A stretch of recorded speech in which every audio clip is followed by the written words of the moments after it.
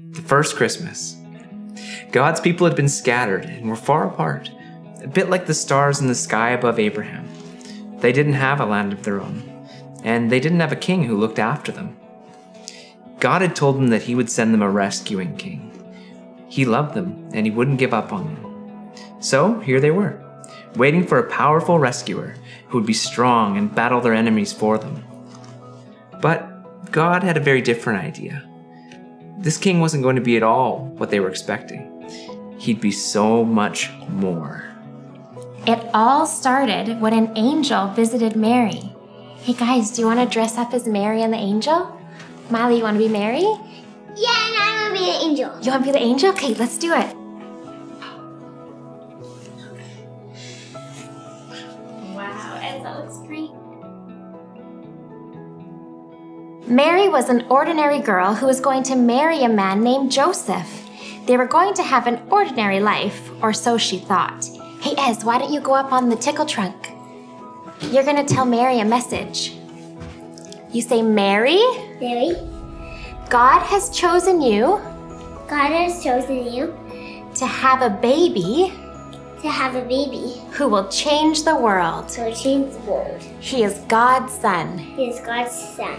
This came as a big surprise. But Mary loved God and trusted him, so she said yes. Yes, I will do whatever God wants. I will do whatever God wants. Not long afterward, just as the angel had said, Mary found that she was pregnant. When the baby was about to be born, Mary and Joseph had to go on a long journey. The emperor had sent everyone back to their hometowns to be counted.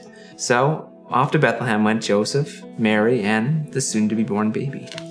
The little town was packed full of visitors, and Joseph and Mary needed somewhere to stay. Somewhere for Mary to have a baby. When they found a place, it wasn't fancy. In fact, it was the place where the animals slept. But there, with the sheep, the goats, and the donkeys, the baby was born. The promised baby, the one the angel had told Mary about. And the name they gave him was Jesus. God had sent his son to be born as a tiny little baby, and Jesus was going to change everything.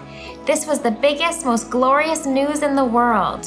Who would God tell first? A king or perhaps a queen? No. God told a group of shepherds. They were poor and dirty, and nobody thought they were very important. They were out in the fields watching their sheep and minding their own business. Are you making us shepherds?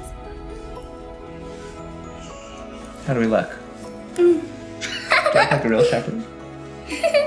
But all of a sudden, angels appeared. The sky was full of them. They were bright, beautiful, and terrifying all at once. They had important news. A baby has been born, they shouted. A baby has been born, shouted. He is God's son. He is God's son. He will bring great joy to the whole world. He will bring great joy to the whole world. God is glorious, great, and wonderful. God is glorious, great, and wonderful.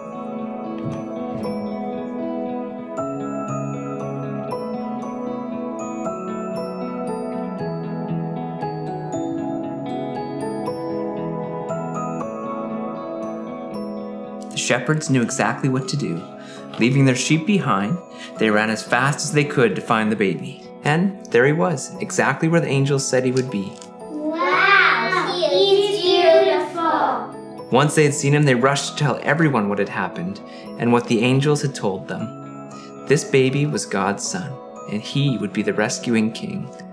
Back in the fields, they sang songs to God, telling him how amazing he was. Oh, star of wonder, star of night, star with royal beauty bright. When Jesus was born, a special star appeared in the night sky. Far away from Bethlehem, 3 wise men called Magi saw the star and knew what it meant. They had been waiting, just like God's people. Now that waiting was over, they wanted to see the new king. So they set out on a long journey, following the star that would take them to Jesus. And when they found him at last, the Magi were overjoyed. They gave him special gifts, gold, frankincense, and myrrh, and bowed down because they knew who he was. You see, they knew that he was the special king God's people had been waiting for, the one that God had promised to send. The new king had finally arrived. And that was the first Christmas.